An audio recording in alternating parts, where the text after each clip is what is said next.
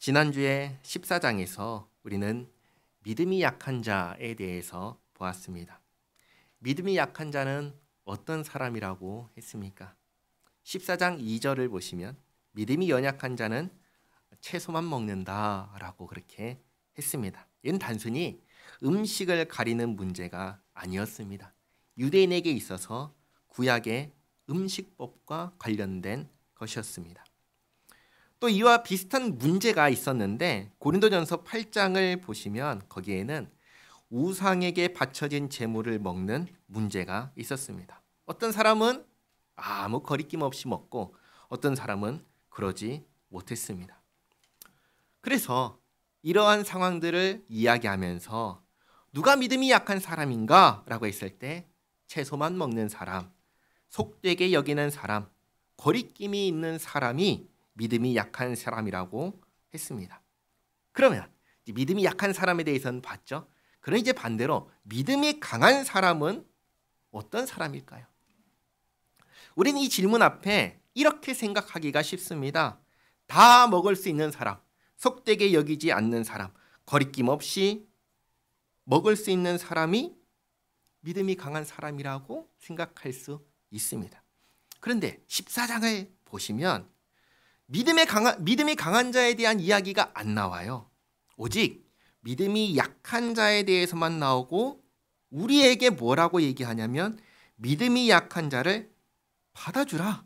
그들을 비판하지 말라. 그들을 근심하게 하지 말고 그들을 망하게 하지 말아라. 그 이야기만 나옵니다.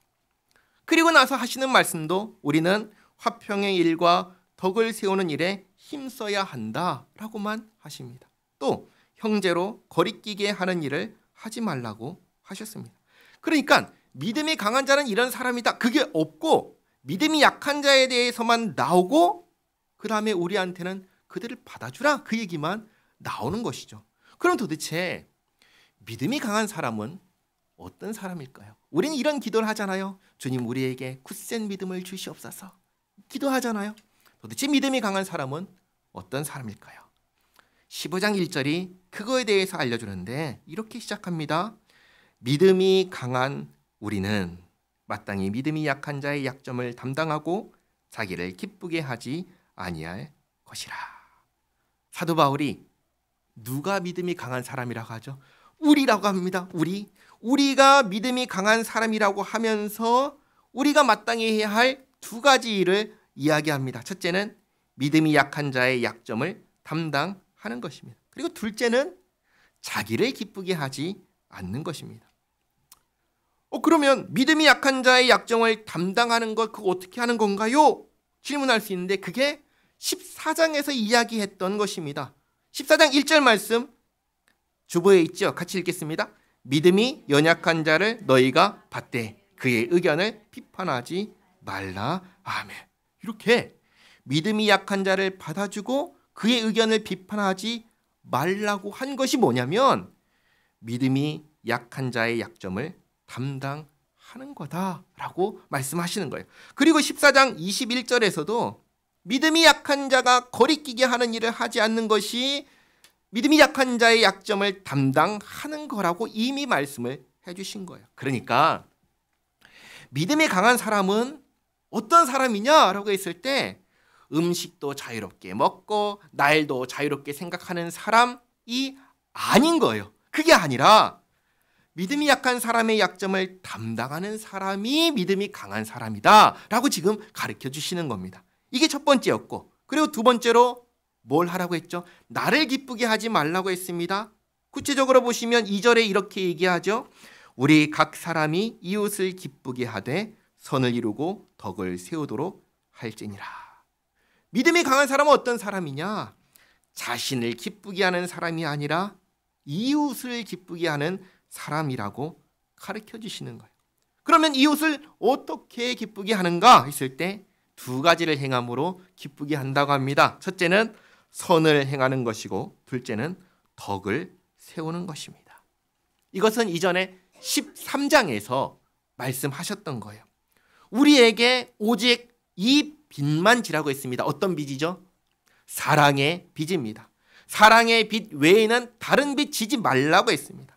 사랑은 율법의 완성이라고 했습니다. 그리고 사랑은 구체적으로 뭘 하는 거냐라고 했을 때 이웃에게 뭘 하는 거라고 했죠?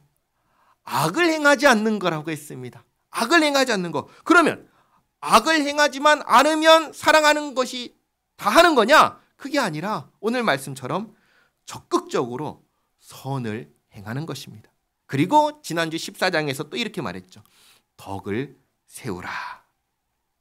그러니까 이 기준을 가지고 이제 우리 자신을 한번 생각해 보시기 바랍니다. 우리는 아까 말씀드렸다시피 기도할 때 강한 믿음, 굳센 믿음을 달라고 합니다. 우리가 구하는 강한 믿음은 어떤 믿음일까요? 오늘 사도 바울의 말씀과 한번 비교해 보시기 바랍니다. 사도 바울은 이렇게 말했습니다. 강한 믿음을 가진 사람은 믿음이 약한 자의 약점을 담당한다라고 했습니다. 자기를 기쁘게 하지 않는 거다라고 했습니다. 이웃을 기쁘게 하는데 선을 행하고 덕을 세운다라고 했습니다. 이게 믿음이 강한 사람에게서 나타나는 모습이라고 했습니다. 우리가 기도할 때 주님께 강한 믿음을 주시옵소서라고 구하면 주님께서 우리의 믿음을 강하게 해 주실 겁니다. 그러면 강한 믿음을 갖게 된 우리에게서 나타나는 모습이 어떤 모습일까요? 지금 말씀드렸던 이 모습들이 나타나는 것입니다. 그러니까 오늘부터 우리가 믿음이 강하다라고 생각할 때, 저 사람은 참 믿음이 강한 사람이야 라고 생각할 때 그걸 어떤 것을 기준으로 생각해야 되냐면 오늘 말씀을 기준으로 생각하셔야 됩니다. 다른 것을 생각하시면 안 돼요. 연약한 자의 약점을 담당해 줄 아는 사람이야. 선을 행하는 사람이야. 다른 사람의 덕을 세우는 사람이야. 그런 사람이 믿음이 강한 사람이야 라고 우리가 그런 생각을 가지고 있어야 됩니다. 그리고 우리에게서 이러한 모습이 나타나야 합니다. 그리고 잘 보시기 바랍니다. 연약한 자의 약점을 담당하고 선을 행하고 덕을 세우는 것, 이것을 한마디로 말하면 뭐라고 할 수 있을까요? 뭐 하는 거라고 할 수 있을까요? 이웃에게 뭐 하는 거라고 할 수 있죠? 사랑하는 거라고 할 수 있습니다. 다르게 말하면 이웃 사랑을 실천하는 사람이라는 겁니다. 그러니까 믿음이 강한 사람은 결국 어떤 사람이냐면 위로는 하나님을 사랑하고 옆으로는 이웃을 사랑하는 사람이라는 겁니다. 그러니까 사도 바울이 지금 새로운 이야기를 하는 게 아닌 거예요. 우리 모두가 해야 하는 예수님께서 말씀하신 이웃 사랑을 조금 더 분명하고 구체적으로 가르쳐주고 계신 거예요. 그리고 3절은 예수님께서 친히 이 이웃 사랑의 본을 보여주셨다는 것을 이야기합니다. 3절에 이렇게 말씀하시죠. 그리스도께서도 자기를 기쁘게 하지 아니하셨나니 기록된 바 주를 비방하는 자들의 비방이 내게 미쳤나이다 함과 같으니라. 이게 어디에 기록된 말씀이냐면 다윗이 쓴 시편 69편 9절에 기록되어 있습니다. 다윗은 어떤 사람이죠? 다윗은 정말로 하나님께 맞춰서 하나님 중심으로 살려고 했던 사람이 다윗입니다. 그런데 다윗이 그렇게 살려고 하니까 누가 다윗을 괴롭히냐면 하나님을 반대하는 사람들, 하나님을 대적하는 사람들, 우상 숭배자들이 이 다윗을 괴롭히는 겁니다. 그 다윗이 그 괴로움을 받으면서 시편을 기록을 한 거예요. 그리고 이 다윗이 겪은 이 일들은 누구를 예표하는 글이었냐면 예수님을 예표하는 것이었습니다. 예수님께서 받으실 고난을 예표한 것이었습니다. 예수님께서 이 땅에 계실 때 편안하고 안락하고 아무 문제 없이 지내셨나요? 아니면 고난 가운데 지내셨나요? 고난 가운데 지내셨습니다. 예수님께서 이 땅에 계실 때 무수히 많은 대적자들이 있었습니다. 예수님은 결코 안락하고 편안하게 사역하신 것이 아니었습니다. 예수님 주변에는 어떻게든 예수님을 넘어뜨리려고 하는 사람들, 시험하려고 하는 사람들, 죽이려고 하는 사람들이 늘 예수님 주변에 가까이 있었습니다. 그런데 예수님께서 그 전능하시고 전지하신 하나님이신 예수님께서 그들을 어떻게 하셨습니까? 대적하셨나요? 그러지 않으셨습니다. 그들을 향하여 아무 말씀 안 하셨습니다. 오직 한 가지 목적을 위해서 모든 일들을 하셨습니다. 그게 뭐죠? 하나님을 기쁘시게 하는 일이었습니다. 대적자들이 끝내 예수님을 십자가에 못 박을 때에도 예수님은 누구의 말씀에 순종하시는데 자기 생명을 바쳤죠? 아버지의 말씀에 순종하는데 자기 생명을 내어 주셨습니다. 그러니까 예수님께서도 이렇게 하셨듯이 우리도 이렇게 하라는 것입니다. 예수님께서 대적자들도 받아주셨는데 하물며 함께 교회를 이루는 형제 가운데 믿음이 연약한 자들을 받아주는 것이, 사랑하는 것이 마땅하지 않냐라는 말씀입니다.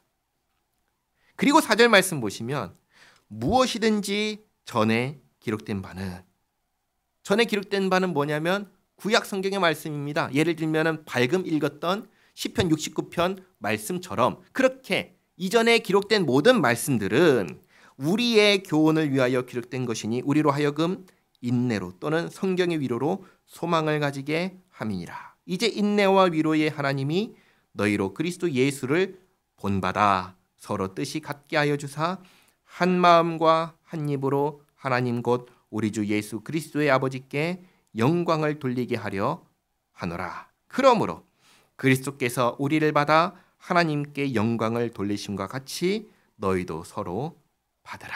서로 받으라. 서로 섬기라는 것입니다. 그렇게 해서 우리 모두가 나 자신을 위하여 살지 말고 나를 기쁘게 하려 하지 말고 예수님처럼 내 옆에 있는 형제를 위하고 형제를 기쁘게 함으로 하나님을 기쁘게 하고 하나님께 영광을 돌리라 하십니다.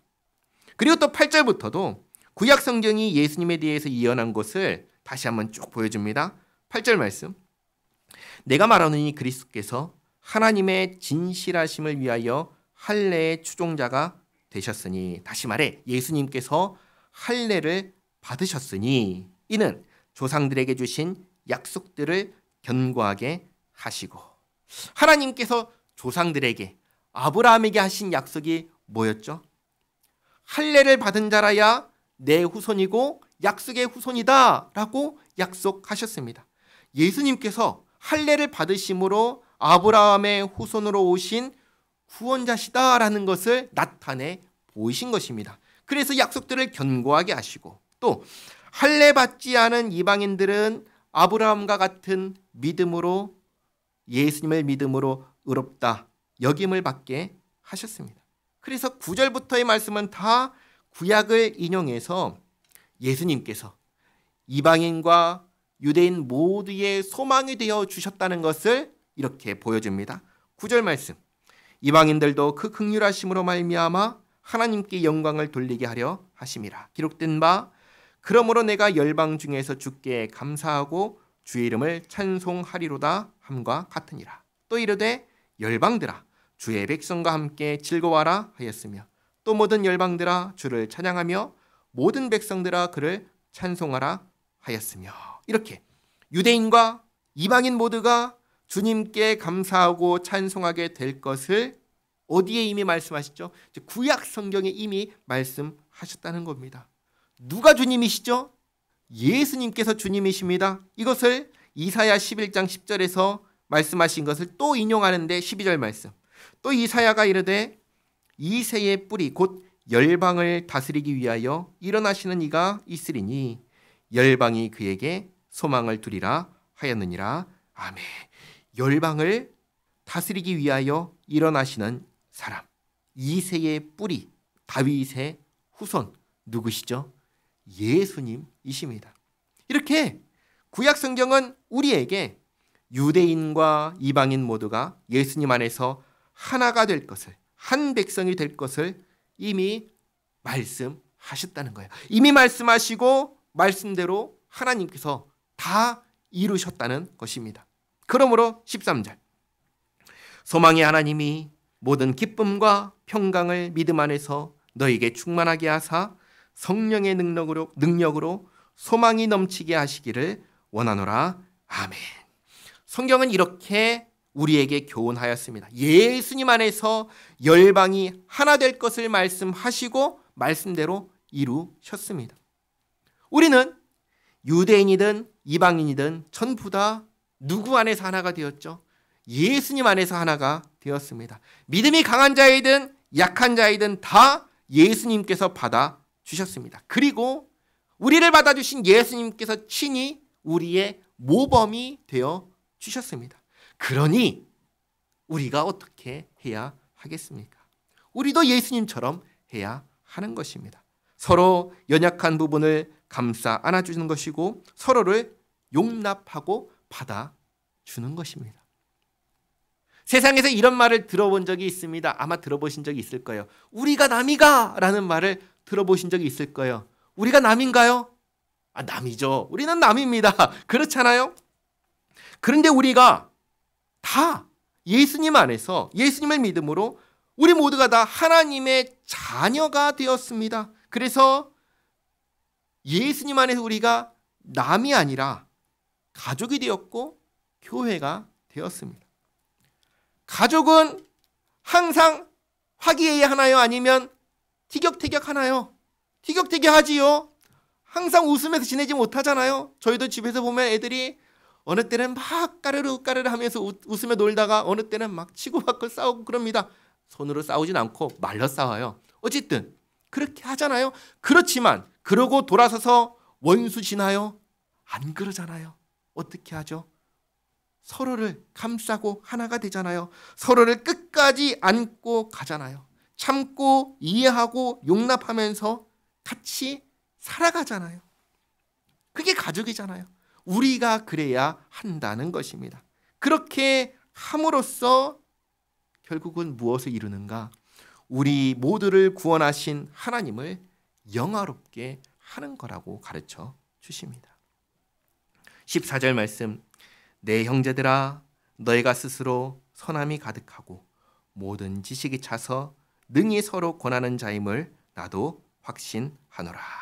지금 이게 편지라는 거 기억하시죠? 누구한테 쓴 편지죠? 로마 교회에 쓴 편지입니다. 이렇게 하라고 쭉 얘기해놓고 지금 뭘 얘기하죠? 너희들 그렇게 하고 있다고 확신한다, 알고 있다 라고 하는 겁니다. 확신하면, 알고 있으면 왜 이걸 썼을까요? 그 이유를 말합니다. 15절, 그러나 내가 너희로 다시 생각나게 하려고 하나님께서 내게 주신 은혜로 말미암아 더욱 담대히 대략 너희에게 썼노니 이 은혜는 곧 나로 이방인을 위하여 그리스도 예수의 일꾼이 되어 하나님의 복음의 제사장 직분을 하게 하사 이방인을 제물로 드리는 것이 성령 안에서 거룩하게 되어 받으실 만하게 하려 하심이라. 다르게 말하면 하나님께서 바울을 이방인의 사도가 되게 하셨기 때문에 내가 이것을 다시 한번 얘기하는 거다라는 것이죠. 이방인의 사도인 바울이 하는 것이 있습니다. 복음을 전합니다. 복음만 전하나요? 아니죠. 예수 믿는 이방인이 구원받은 사람으로서 합당하게 살게 하는 일도 합니다. 이방인이 나를 구원하신 하나님께 자기 자신을 온전히 드린 삶을 살게 하는 겁니다.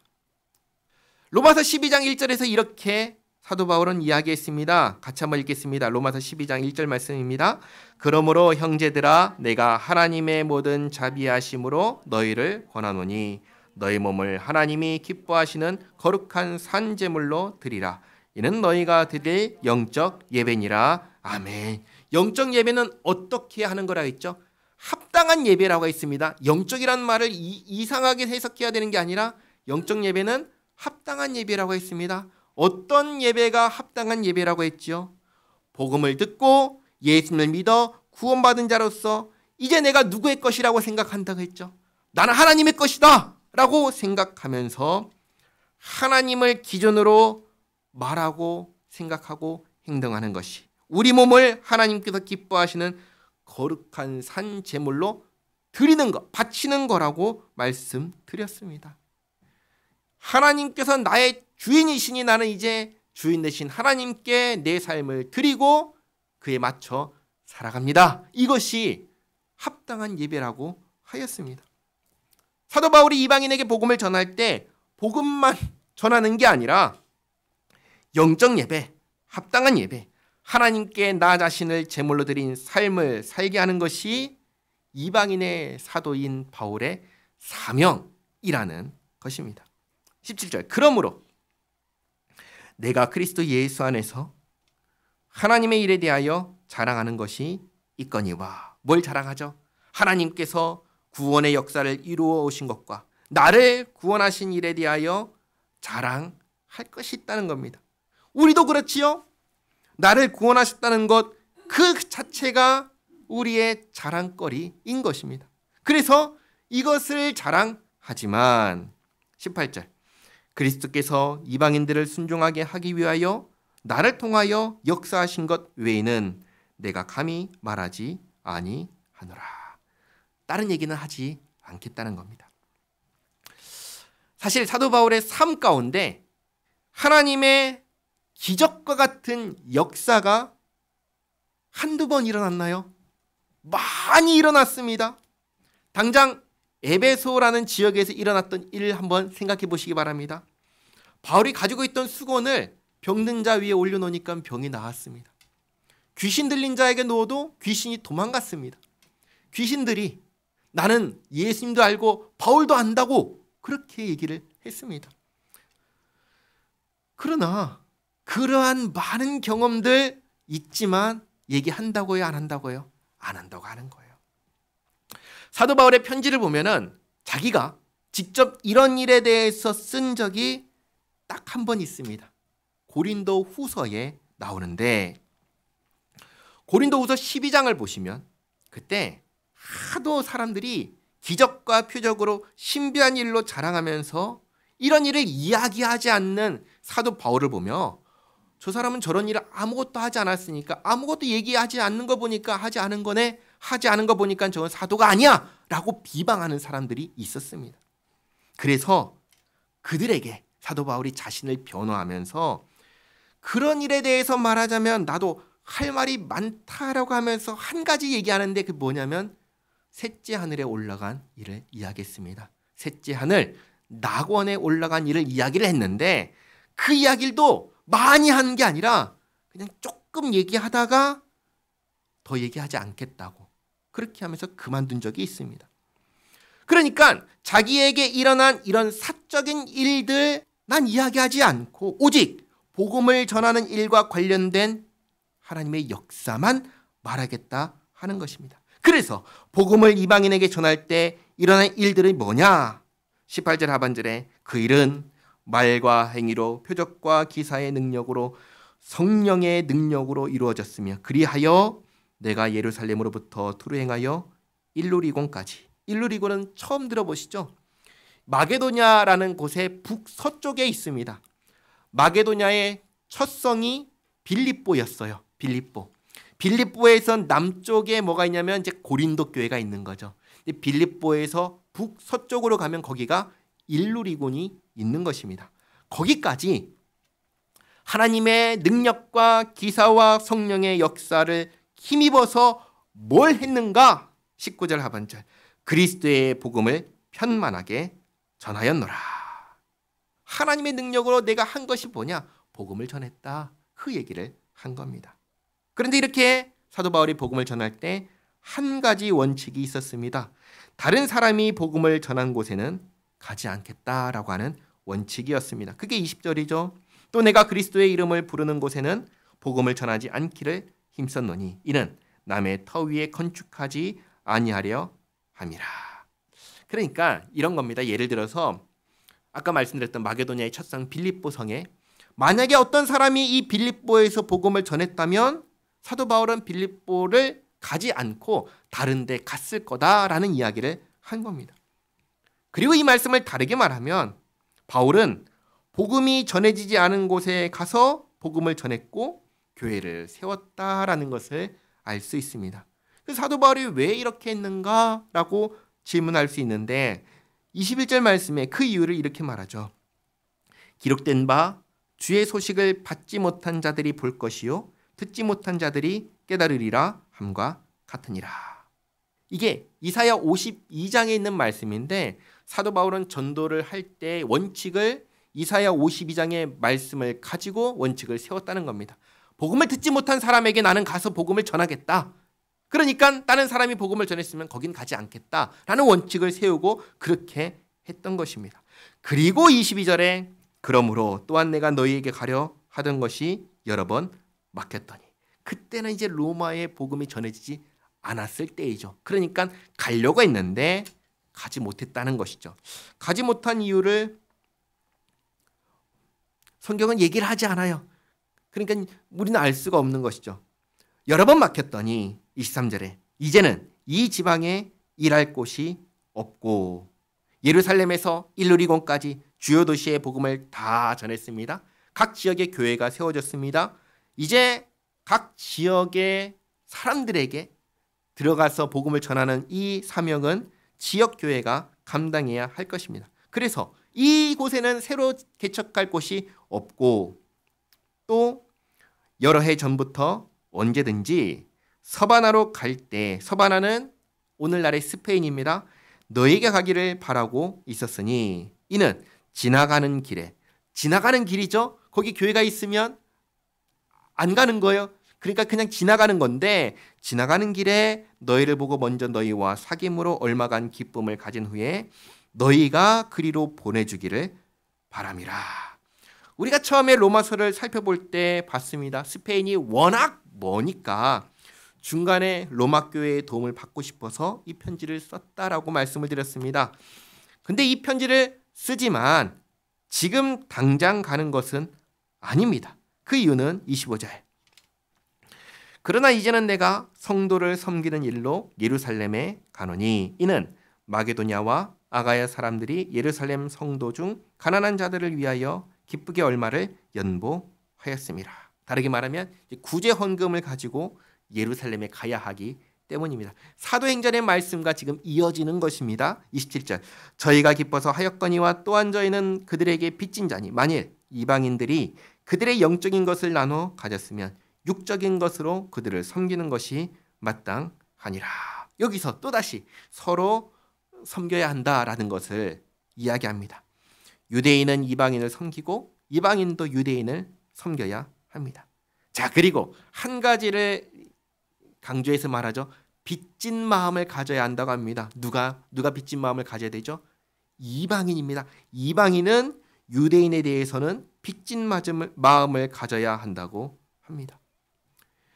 왜 빚진 마음을 가져야 되는가? 유대인이 받아 누리던 영적인 것을 이방인이 받아 누리게 되어 나누어 받게 되었기 때문입니다. 유대인들이 받았던 이 영적인 것을 이방인들이 나눠 받게 되었으니까 고맙고 감사한 마음으로 빚진 마음을 갖고 육적인 것으로 함께 나눠야 된다라고, 섬겨야 된다라고 하는 것입니다. 자, 이방인이 누구죠? 이때에는 헬라인 로마 사람이었습니다. 그런데 이걸로 끝인가요? 아니죠. 오늘날 저와 여러분도 똑같이 이방인입니다. 우리에게 복음을 전해준 사람들에게 우리는 같은 마음을 가져야 하는 것이죠. 28절. 그러므로 내가 이 일을 마치고 이 열매를 그들에게 확증한 후에 너희에게 들렸다가 서바나로 가리라. 이게 사도 바울이 로마서를 쓸 때에 가졌던 계획입니다. 자, 마지막으로 로마 교회에 기도를 부탁합니다. 29절. 내가 너희에게 나아갈 때 그리스도의 충만한 복을 가지고 갈 줄을 아노라. 형제들아, 내가 우리 주 예수 그리스도와 성령의 사랑으로 말미암아 너희를 권하노니 너희 기도에 나와 힘을 같이하여 나를 위하여 하나님께 빌어 나로 유대에서 순종하지 아니하는 자들로부터 건짐을 받게 하고, 쉽게 말해 바울을 대적하는 자들로부터 건져주시기를 기도하고, 또 예루살렘에 대하여 내가 섬기는 일을 성도들이 받을 만하게 하고. 다르게 말하면 예루살렘 교회가, 그 교회는 누가 주로 있겠어요? 유대인들이 있지 않겠어요? 이 유대인들이, 예루살렘 교회를 이루는 유대인들이 이방인 교회에서 한 연보를 거절하지 않고 받게 해 주시기를 기도하고, 32절. 나로 하나님의 뜻을 따라 기쁨으로 너희에게 나아가 너희와 함께 편히 쉬게 하라. 평강의 하나님께서 너희 모든 사람과 함께 계실지어다. 아멘. 자, 오늘 말씀 정리하겠습니다. 15장은 크게 두 가지 내용이었습니다. 첫째는 믿음이 강한 자가 누구냐에 대한 것이었습니다. 그리고 둘째는 이 편지를 쓴 목적과 계획과 기도를 부탁하는 내용이었습니다. 잘 알다시피 로마서를 받는 로마 교회는 유대인과 이방인으로 이루어진 교회였습니다. 서로 문화도 다르고 사상도 다른 민족이 예수님의 이름으로 하나가 된 교회입니다.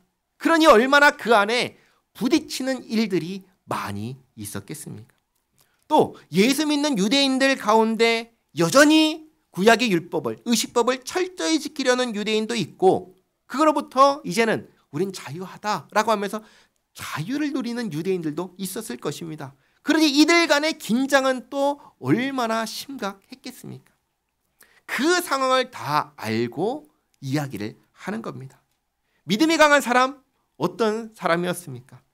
믿음이 약한 자를 배려하는 사람이었습니다. 약점을 담당하는 사람이었습니다. 형제를 기쁘게 하는 사람이었고 선을 행하고 덕을 세우는 사람이었습니다. 이게 믿음이 강한 사람이었습니다. 예수님께서 친히 먼저 본을 보여주셨고 예수 믿는 우리가 마땅히 되어야 하는 모습인 것입니다. 그리고 이것을 단순하게 바꿔 말하면 믿음이 강한 사람은 하나님을 사랑하고 이웃을 사랑하는 이 일을 실천하는 사람입니다. 우리 모두가 예수님을 따라서 믿음이 강한 사람, 하나님을 사랑하고 이웃을 사랑하는 사람이 되기를 바랍니다. 기도하겠습니다. 하나님 감사합니다. 오늘 믿음이 강한 사람이 어떤 사람인지 알게 해주셔서 감사합니다. 믿음이 강한 사람의 본을 예수님께서 보여주시며 저희가 마침내 믿음이 강한 사람으로 성장해 나가야 함을 알게 하시니 감사합니다. 함께 교회를 이루는 형제자매의 연약한 부분을 품어줄 줄 아는 넉넉한 마음을 갖게 하옵소서. 저희가 저희 자신을 기쁘게 하기보다 형제자매를 기쁘게 하게 하옵소서. 악을 행하지 않고 선을 행하고 덕을 세우는 사람이 되게 하옵소서. 주님께서 생명을 주시고 세우신 이 교회를 주님께서 기뻐하시는 교회, 아름다운 교회, 주님께 영광 돌리는 교회로 세워가는 저희 모두가 되게 하옵소서. 예수님의 이름으로 기도하옵나이다. 아멘.